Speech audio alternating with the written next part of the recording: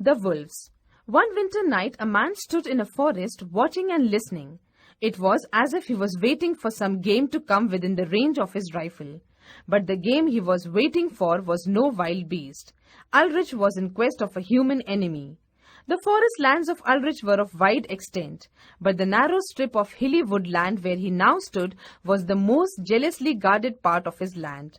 This strip had been in the illegal possession of a neighboring family. After a bitter lawsuit, Ulrich's grandfather had been able to regain this small piece of land. The other party had never agreed with the court's judgment. Frequent poaching allegations had poisoned the relations between the two families.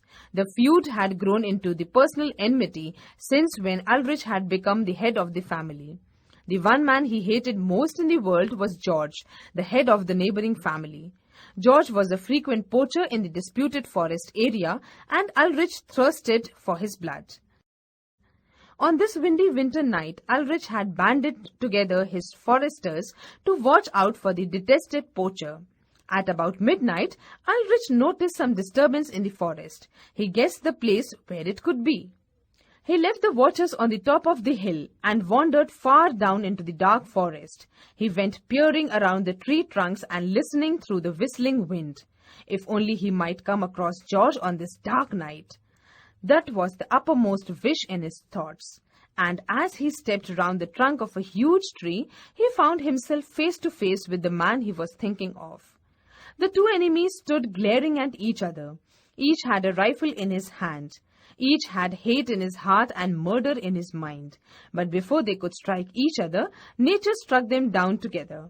A stormy gust of wind blew down the huge tree, and it came crashing over the two. Ulrich found himself flat on the ground. His one arm was buried beneath him, and the other was caught in a tangle of branches. His both legs were pinned beneath the fallen mass. It was impossible for him to move from his present position. At his side and so near him lay George. He was struggling as helplessly as Ulrich himself. He was nearly blinded with the blood trickling across his eyes. For a moment he stopped struggling, looked at Ulrich and said with a laugh, "So, you are not killed. Anyway, you are snared in a stolen forest land. That's real justice for you. This is my land. When my men come to release me, you will wish you were not caught poaching thus on a neighbor's land. Shame on you.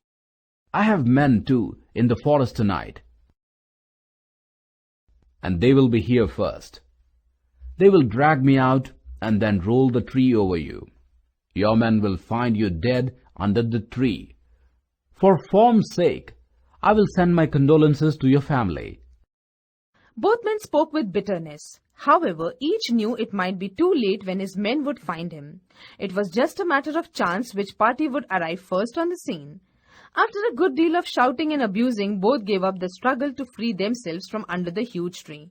Somehow, with a great painful effort, Ulrich was able to bring out of his coat pocket a bottle of wine and send some drops of it down his throat. What a relief it gave him in that cold wintry night. When Ulrich looked across to his enemy groaning in pain, he felt for him a sort of pity. "Could you reach this bottle if I threw it over to you?